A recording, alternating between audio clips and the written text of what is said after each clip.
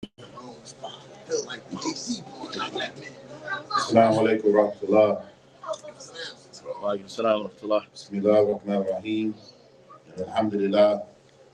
Wassalatu wassalamu ala rasulihi wa ala alihi wa sahbihi wa salam. Wa man tabi'ahum bi ihsani ila yawm al-din. Alhamdulillah. So we'd like to welcome you all to our monthly family night, inshallah. As you all know, we do this every first and third Saturday, and so the goal of the family night is to unite the hearts of the believers in our communities, and so that we can have time when we spend each other, get to know each other, enjoy each other's company, inshallah ta'ala. And so usually it's a gathering of the women and the children and the brothers, and we get to have discussions, and all of those things. Alhamdulillah, last family night, we had a very fruitful discussion, which I think, if I'm not mistaken, the sisters might want to continue this from last 2 weeks ago. And inshallah, if so, we'll get to that. All right. But tonight I had a little discussion I wanted to, as a reminder, inshallah ta'ala. And so we want to talk about tonight the community contribution to success. Community contribution to success. And so I was reading this book by an author named Malcolm Gladwell. Malcolm Gladwell. He has a book that's called The Outliers. Anybody ever heard of this book? It's called The Outliers. And so in this book, he discusses the circumstances that lead to success. So normally in this country, many people, when they talk about they have success, it is usually, that, they worked hard, they put all their effort into it, they trained, they studied, or whatever it was for them to be successful. And it was almost as it was an individual effort, right? And so many times you'll see people, saying that they worked hard, they pulled themselves up by the bootstraps, and that in and of itself was what made them successful. Like if you work hard, and many people will say this, right? If you ask somebody who's successful, if you work hard, you don't give up on your dreams, you keep pushing, you don't quit. And of course, that does relate to your success, but it's not the only thing. So in the book, he discusses that how opportunities matter more in the lives of successful people than just their raw talent. The opportunities and the times that things happen and occur in your life, these also are major contributors to one's success. And so he argues that success hinges on timing, cultural environment, and the cumulative impact of seemingly small advantages and disadvantages over time. And so in the book that's called The Outliers, the author related a story from the 1950s. And the story talks about, the book, one of the major points of the book is that anybody heard about the 10,000 hour rule? Anybody, what is the 10,000 hour rule? 10,000 hours.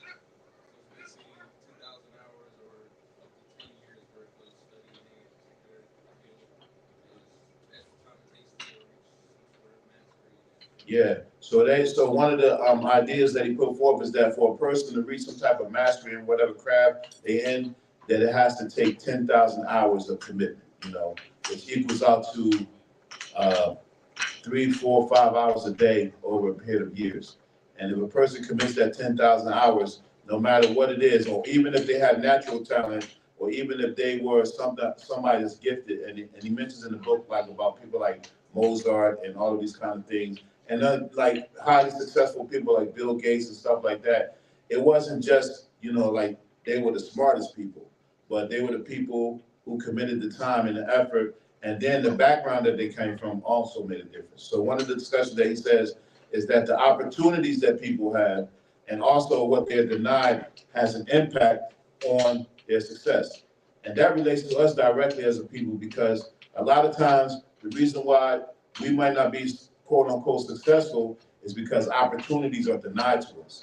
And people who have these opportunities know this. And so it's no coincidence that they continue to deny us opportunities, because they know that once a person has an opportunity, naturally they have the disposition to work hard and do that and put those hours in. So we have to be aware of that.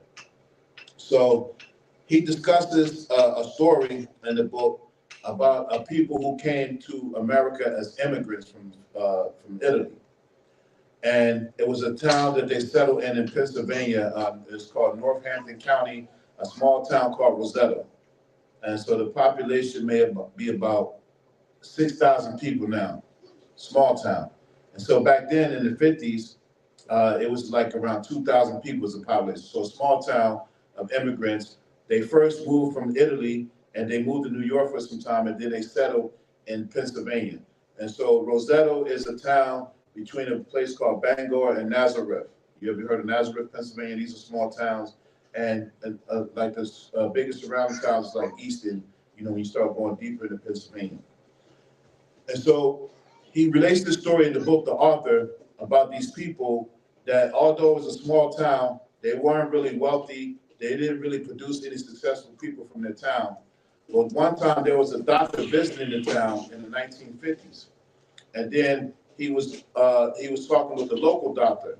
And then the local doctor, in the discussion, he was mentioning that, he said, there's never been people that came from that town that had heart disease, anybody under 65. He didn't have one person from that town that ever had a history of heart disease. So in the 1950s, heart disease was really, it was really rampant. A lot of people were dying from heart disease. And even now, heart disease is like one of the #1 killers of people in America. So, but back then, people were dying from heart disease at an alarming rate. But people from Roseto, not one case, because of course, there's signs of heart disease before you actually, your heart goes out.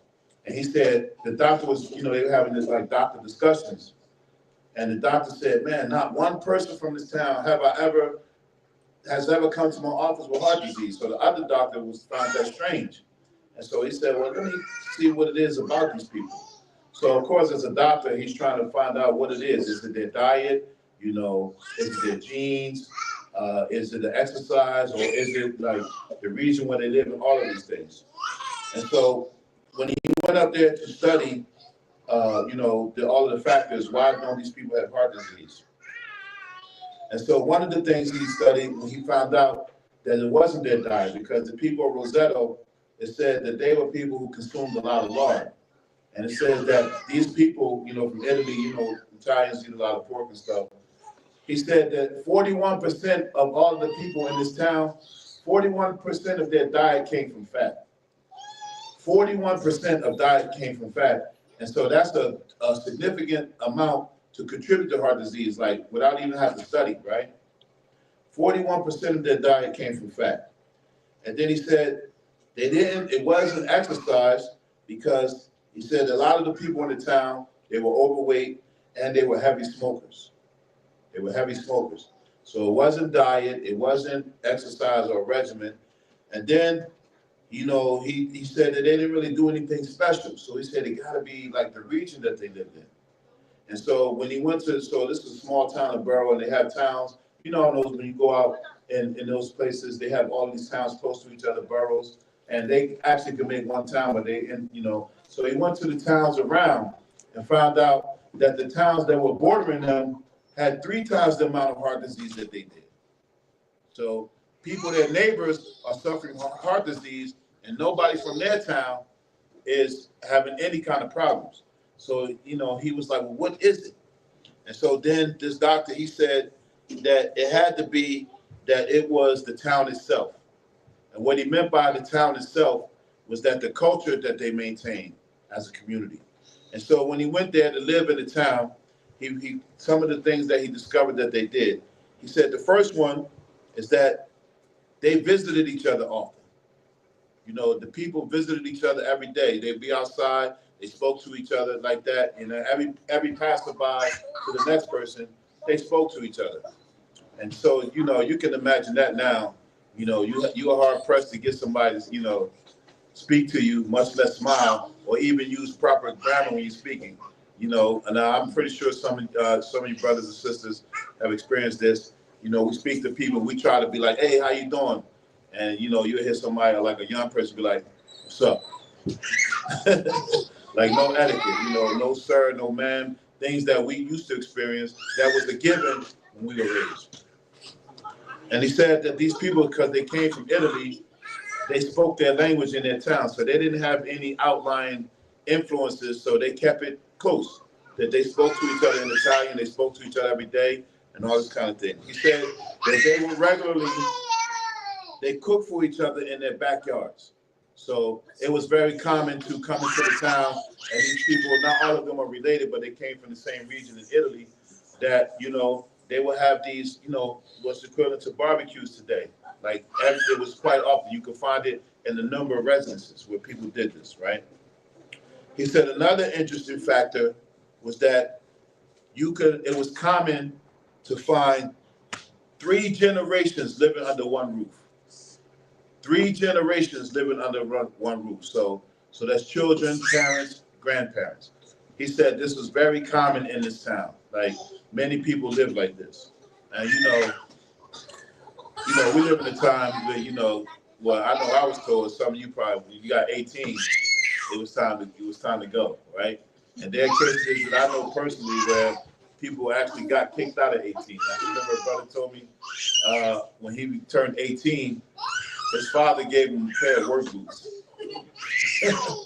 and basically told him he was on his own, right?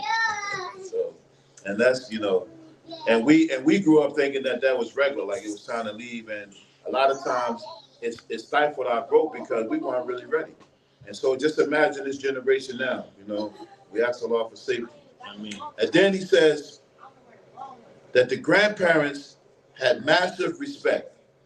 So the grandparents were people that, you know, they seen every day. The children were made to sit at the feet of the grandparents and listen to the stories of like the old city and their experiences. And it was a must that they did that. And so some of the other things, that they were a religious community, you know, like the town, you know, they were Catholic. So the town shut down on Sunday, you know, like everybody went. And then they had an etiquette, like if somebody was well off in the town, they weren't allowed to flaunt their wealth. Like they weren't allowed to have a big house than anybody else. And they would become like somebody that looked at as weird if you came around flossing, like, you know, like you had it like that. And so, like, if you came to town like that, or you were part of town, they didn't allow that. And so, the doctor who studied this, he realized that the people were healthy because of where they were from and because of the world they had created for themselves in their tiny little town. So, in other words, he was saying that we have to forget the myth that success just comes from hard work, you know, or just comes from something passed down. The environment that you come from, the people that you come from, and also the practices that you have in community shape and mold. So the doctor that did the study, he went back to his medical team and he was like, we got to revamp about how we think about this medically, because how is it these people, they're unhealthy, they don't exercise, they drink a lot, they smoke a lot, 41% of their diet is from fat, you know, and none of them have heart disease. So he's saying that these other things that they did as a community was a factor involved in their health. These other things that they did, visiting each other, cooking to each other, speaking to each other, the youth respecting the elders imparting knowledge to the youth, all of these things which makes up a community,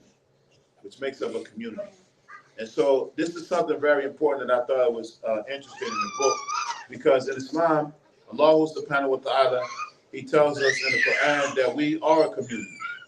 He said, Kuntum khayra ummatin ukhrijat linas. He said, you people, you Muslims are the best people to come out from mankind. And so as Muslims, we feel like although we respect everybody who's a human being, we feel like we're the best people on earth, and not just for bragging rights, for a reason. As Allah continues to say in the Quran, he said that you enjoin what is right, you forbid what is wrong, and most importantly, وَتُؤْمِنُونَ بِاللَّهِ, and that you believe in Allah subhanahu wa ta'ala. And so it is important how much community plays an impact on how successful we are. And then that leads us to like a gathering like this. Why it's important for us to come, even though, you know, family nights are not as, you know, exciting as we would want them to be. Sometimes we are, you know, challenged with keeping children's attention. keeping our own attention, stuff like that. But this community environment, you know, it has going to have an impact on these children here. You know, when they're seeing men, they understand men who have skills. They know how to talk. They know how to talk to each other. They observing all of these things, and that's going to be a part of their success when they go up, unbeknownst to us, you know. So all of that success is not just by a person's hard work, because in the book he says that there's a level that even if you have talent, there's a point where talent doesn't even is not even a factor, right? He's talking about this opportunity, and he gave an example in the book about like a basketball player, right? He said, so someone who's like 7 foot tall, it's a natural for playing basketball, but if he doesn't put in the 10,000 hours of work and he's not dedicated, right? It doesn't matter that he's just 7 feet tall. A person who's shorter, 6'7", and does the work and is committed will be better than him, even if they don't have the natural talents, right? Even if they don't have the natural talent that someone will have. And a few other things that he discusses. But the author came to the conclusion that all of these things are factors for success, and not just hard work. And somebody tells us, you know, and sometimes we tell this to our children. You know, if you work hard and you stay in school, you know, and of course those things are important, that you can be this, that, and the other. And then what happens when they do it and then they don't reach a level of success? So then there are other factors that have to be paid, you know. So if we had children, you know, they weren't nurtured, you know, they weren't cultivated, they weren't trained by parents, you know, they didn't see a good example, a good model. All of these things are factors that really prevent them from success, right? Even if they do become successful. And so I'm saying all that to say the importance of community, the importance of keeping the community together, you know, and in these times it's something very important that we have to do, you know. And so there are things that we have to do as parents and men, you know. We have to be here, we have to engage these children, we have to impart knowledge to them, we have to give them a certain kind of energy that, you know, look at this little man right here, Ramadan. He can't talk, but what he's doing right now is very important because he feels like he's in a safe space. And if he continues to come like our children, you know, we got some veterans here, you know, they feel comfortable here, you know. These are our 2 prized possessions right here. We got another one, I forget your name, but you've been here before. And plenty of children that pass through here where we might have not thought, or some people might think that it's not important with children, we just allow them to play and to just, you know, be themselves and, you know, be able to express themselves and be regular and make mistakes and, you know, and sometimes as parents or, you know, or people who are responsible, you know, sometimes things irk us what kids do. Like if they tear something up, you know, if you bought some nice furniture or something and the kid tear it up, some parents, they'll lose it because, man, I ain't finished paying on that, or whatever the situation is. But it's important to let these kids, because all of this, what we're experiencing now, what might not seem like anything, is very crucial to their development. And it is something that they will remember. And I remember some children who used to come here. Of course, when they get older, they out in the world, and, you know, it's not as intimate as it used to be, but they remember. And I had some children that came up and they was like, oh, I remember coming to the masjid and it was fun, you know. And just imagine how many children that came up through our era, you know, where the masjid was like, you know, it was rigid. It wasn't no connection there, and then people just lost interest, right? And so it's important for, although we train and instruct our children, let them do these things like we do on family night. Let the brothers, like we have a space for where we can talk freely. There's no judgment. You can express yourself, you know, and, you know, you can even cry, you know. I just ask you don't cry like Tyrese, man. Cry like Mitch and pay the full, you know. You know, that's some manliness with the cry, but cry nevertheless. Or sisters can have open conversations with each other. And just like last week, we had a very intimate discussion. There were brothers here, and then, you know, sometimes these things go on and on. And then, you know, the brothers end up leaving. And then we had a very interesting conversation about marriage and, you know, relationships between men and women. And sometimes you hear things, sometimes you can express things, but as a community, as we experience it together, that helps us all to heal. You know, because you like, okay, I'm not the only one going through this situation. I'm not the only one having problems in my marriage. I'm not crazy in the way that I think or approach things, because all of us feel the same way on some level. Or if something that just seems out of sync, you know, somebody can be there to correct you. It's just like the ayah says, you enjoying what is right. تَأْمُرُونَ بِالْمَعْرُوفِ وَتَنْهَوْنَ عَنِ الْمُنْكَرِ. This is the responsibility that we have to each other. You enjoin or you command everything that is good and right and wholesome. We check each other, and we shouldn't be ashamed to check each other. And then we forbid what is wrong. We don't let things on our watch happen because we love each other for Allah who's dependent with the island. That we tell a brother, we tell a sister, we tell a child, without anybody being sensitive or things like that. Listen, you can't do that. You know, all of us should be comfortable with checking each other's children if they out of pocket. Not that, oh, don't say nothing to my son. Don't say nothing to my daughter. No. You say something to my son, then I'm going to say something to him, and his grandmother going to say something to him, then the neighbor going to say something to him, so he knows that this behavior or she knows this behavior is not acceptable. And you can imagine in the times that we're living in now, how difficult it is to maintain that culture. But this culture of community contributes to the child's success, you know. Because, of course, we train them in Islam, we teach them to pray, we teach them to have manners, we teach them the skills that we got. And one thing that we have to understand as a community, that all of us have something to contribute. We don't all have to be knowledgeable. All of us are not going to be the best in speaking Arabic or reading books. But a smile that you give to a child, an encouragement, a positive reinforcement, a dap, a hug, a kiss, you know, walking with the child, giving them, you know, that was a good job. All of this are factors into their success. Because just imagine how many people who have this concept of success, which is a myth, that you just work hard and you do all of this, and then, you know, the stuff will come to you, and that's part of it. But in reality, they're trapped by their success. You know, how many people have a, you know, and, you know, success for us in this country is like if you got a lot of money, you got a lot of possession, or that appears to be success. But then people don't have contentment. People are not happy. People have anxiety disorder. People are, you know, they can't be around other people because they, you know, all of these things which are really sicknesses. And then, you know, you have people who work out, who do all these things that are related to success and health, and then it still doesn't help them. You know, how many stories that we heard recently about people who are healthy, they have money, they have children, they have everything, and then they might have committed suicide. Or they might have dropped dead because, you know, whatever was on their mind and their heart impacted their health. And so all of that working and all that, and we're not saying that it's not important because we have to take care of our mental health and our spiritual health and our physical health. But those are not the only factors. Some of the things that people don't consider healthy and development are some of the things that we're supposed to be doing as the Sunnah. You know, visiting our elders, communicating with our elders. You know, the Prophet ﷺ, he said in a hadith, he said that whoever doesn't give honor to the elders and show mercy to our young, then they are not from us. They are not from us. And so that's the responsibility on us as elders to show mercy to the young, you know, to be kind to them, to show them things, to, you know, correct them when we need to correct them, give them guidance, give them a push, be gentle with them. And most of all, in this society we live in now, you have to listen to them and you have to listen to the influences that are around them and not be dismissive about it. And not be dismissive about it, you know, because, you know, there's a certain point where children, we're not their primary influence. There's a certain point where we're not their primary influence, and they're getting the influence from everything outside. When we send them to school for 6 to 8 hours, you know, what are they experiencing? What are they hearing? What principles are they learning? And in these days and times, you know, there's a push, you know, for some of the things that have happened that for us as Muslims, this is unacceptable. There's a push to have this agenda about teaching children about gay and lesbian marriages, writing storybooks about it.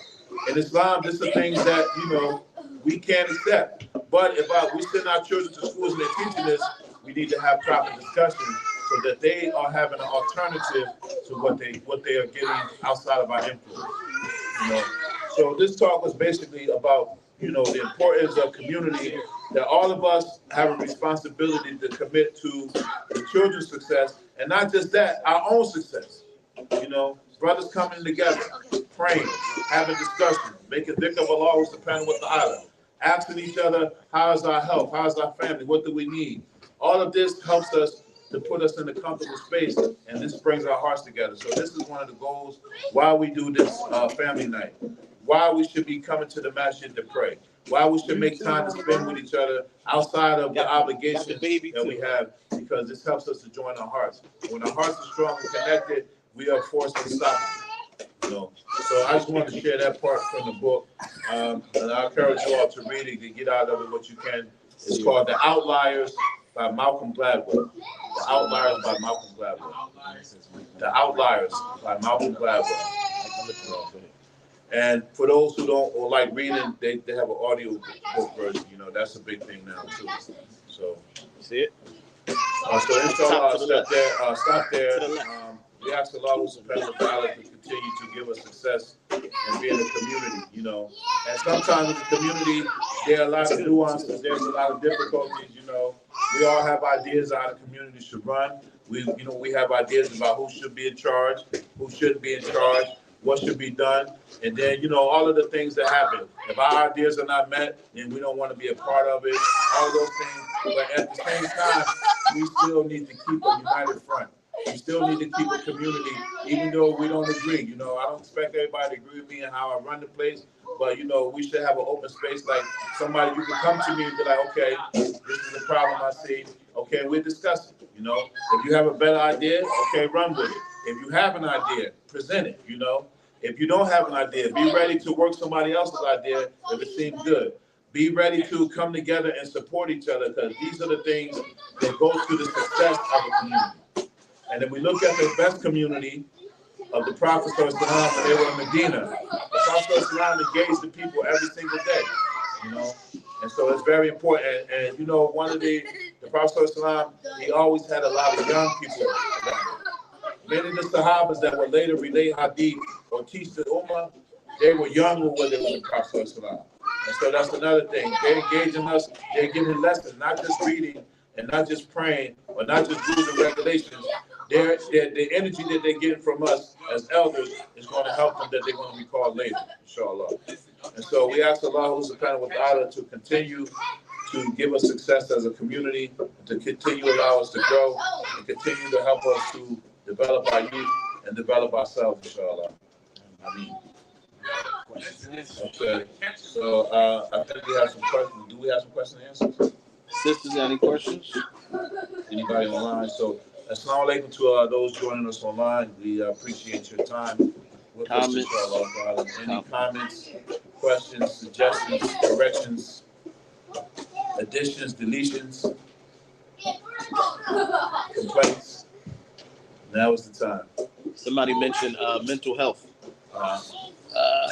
Just a little bit on mental health, the importance of us maybe seeking out professional help with our issues. Yes, mental health is something that's very important that shouldn't be neglected.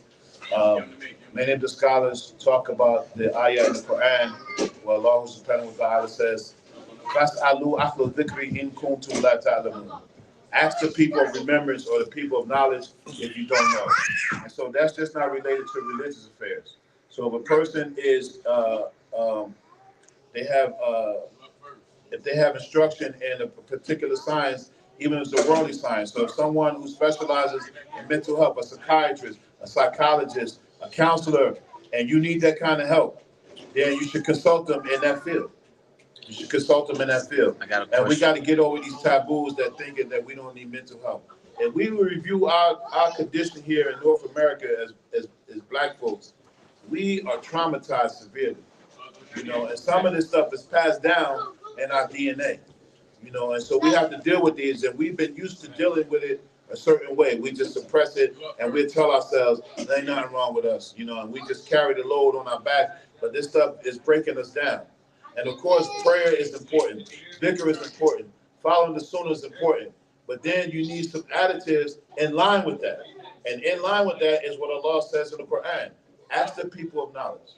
You know, as one of our scholars taught us, he said, you know, if you want to learn how to bake a cake, you know, you go ask the baker. That person who's the baker is the person of remembrance in that field. So if you want to learn how to bake a cake, you ask the baker. If you want to learn how to, deal with diseases of the heart and the mind, deal with those people, and they don't necessarily have to be Muslim. Of course, we would prefer we have Muslim people who help us with our mental health and all of that. But go to people who are trained in those particular areas. Allah knows best. Next question. Somebody wants to know, what if your spouse doesn't want to be involved in like something like family night or in community gatherings in general? How to deal with that, especially from a woman's perspective?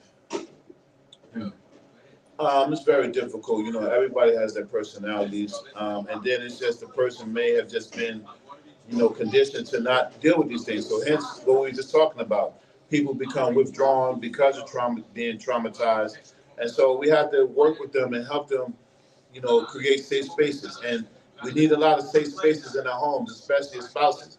Many times we don't have safe spaces because, it's very easy as husbands and wives to talk at each other often than to each other, than to listen to each other with the intent to respond instead of listening objectively. And if you don't have an outlet to that, then that could become a routine, and it could turn spouses away from each other. So creating that harmony in the house, and then also having a place.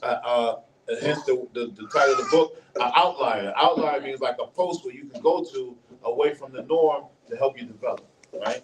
Have a time where you have solitude, and all of these things can be found in the Sunnah of the Prophet ﷺ. Before he received the revelation, the Prophet ﷺ used to retreat to the cave of Hira for long periods of time, But that doesn't mean for us, we just take off and don't nobody know where we at and disappear and just show up 1 or 2 o'clock in the morning, and then the wife would be like, well, where you been at? Oh, I was in the cave of Hira. Stop lying, right?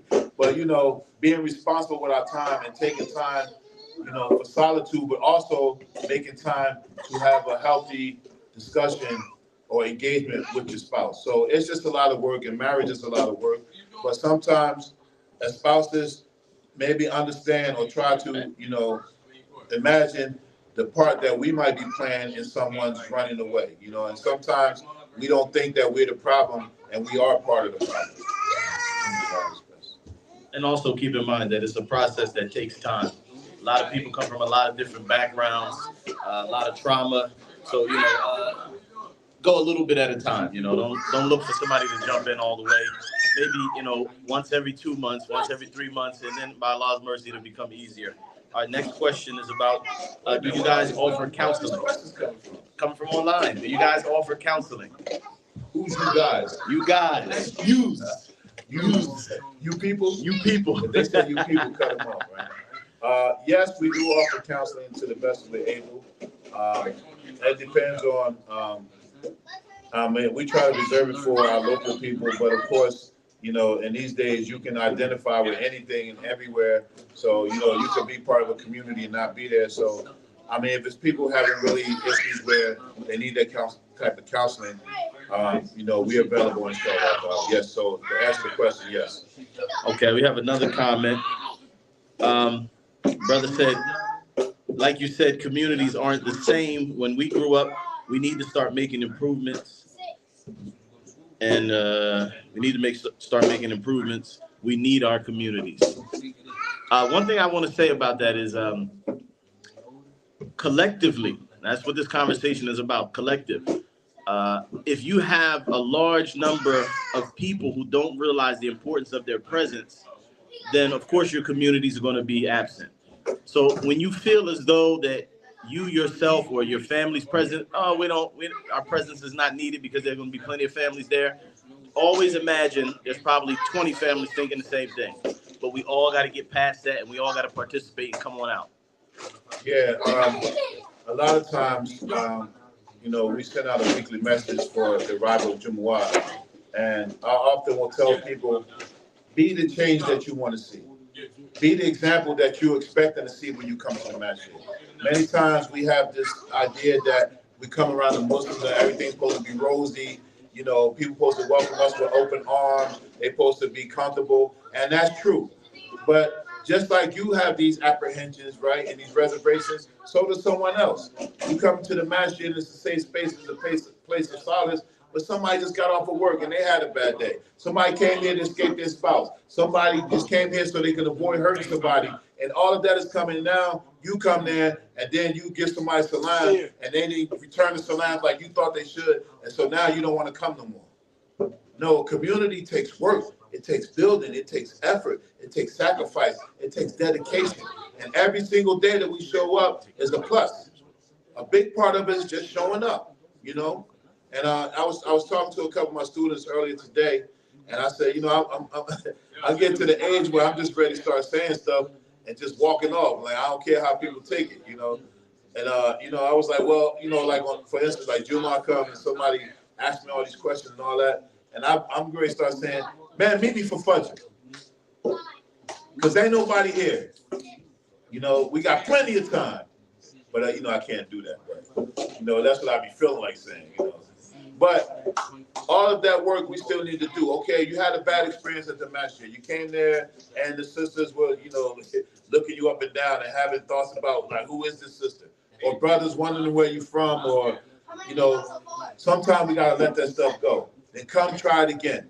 Because we still have an obligation to each other, even if we have bad experiences. We still have to pray. This is the beauty of Islam. Even if you have a falling out with your brother or sister, at some point or another, you got to speak to each other. You can't go beyond 3 days. For brothers, at some point or another, you're going to meet in the masjid for prayer. You're going to meet up for some type of function. And so we know that's pending. Then try to fix the situations. And be yourself a remarkable presence, even if nobody else is. You know, be the energy in the room that people are attracted to, even if nobody's giving you the same energy. You know, we have as Allah says in the Quran, follow up something bad with something that's good. Repel it. Repel evil with something that's better. You didn't get a smile from somebody when you came in the masjid, or they didn't salam you, then you get a salams with fervor. Salamu alaikum. You know, if you didn't get the smile you was looking for, give a brighter smile. If you didn't, you know, if you felt anxious to be around a Muslim, you don't like to be around other people, then find a way to subside that and be somebody that, okay, man, I'm happy to see this brother. If you haven't seen nobody in a while, give them salam. Make them feel like that, you know, this is going to be the best experience in dealing with you. You know, instead of somebody coming in and you don't know what they're going through. And then some people are just looking for a reason to not be a part of nothing. You know, they just look, oh, one bad experience, or I ain't going around that match shit. They be tripping. Okay, but okay, how much effort did you put in to find out who your brothers and sisters are? Like really, how many of us know our children, where we grew up, you know, where we went to school at? You know, what are our hobbies? What are our likes? What are our dislikes? What are our characteristics? What are our skills? We should all know that about each other. If we praying and studying together, we should all know like our characteristics of each other. You know, like we know, like for instance, we know Issa talks a lot, right? And it's not even a slight thing. You know, we know Kels is a jokester, you know, but he's funny. But we know these things. So, for instance, if you're around each other, no, Samad is the joke. Yeah, Samad and Kels, it's your team.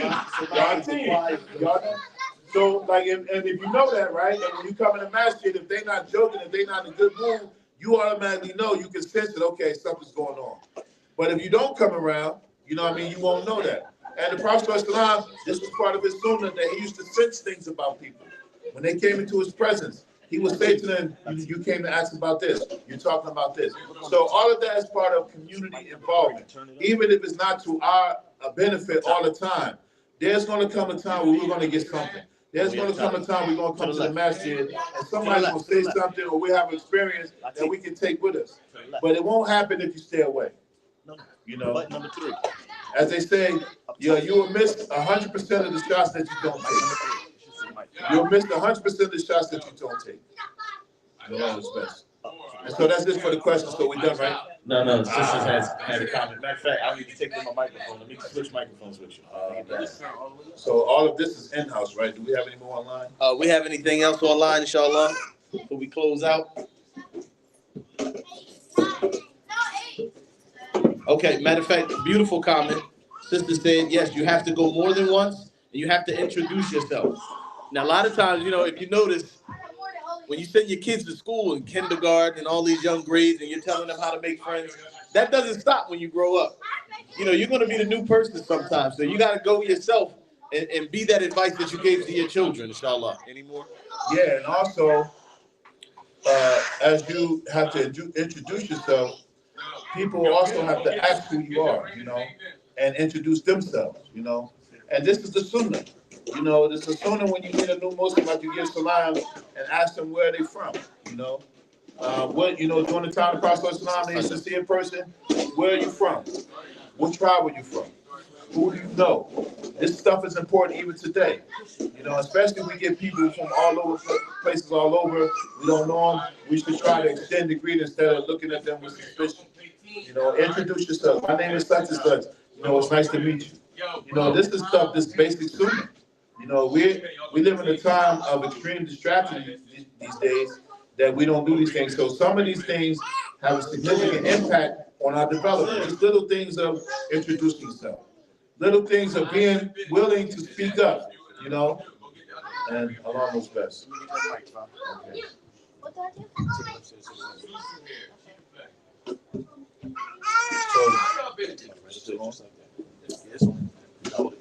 Are we still online?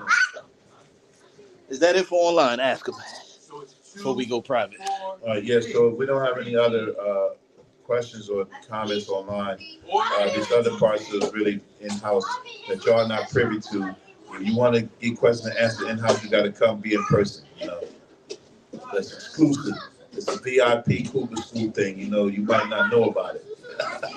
Close it out. Yeah, that's it. That's it. So alhamdulillah, we thank you all for tuning in. We hope that this talk that we had was some benefit. We ask Allah subhanahu wa ta'ala to accept it from us. ربنا تقبل منا إنك أنت السميع العليم سبحانك اللهم وبحمدك ونشهد أن لا إله إلا أنت ونستغفرك ونتوب إليك والسلام عليكم ورحمة الله وبركاته.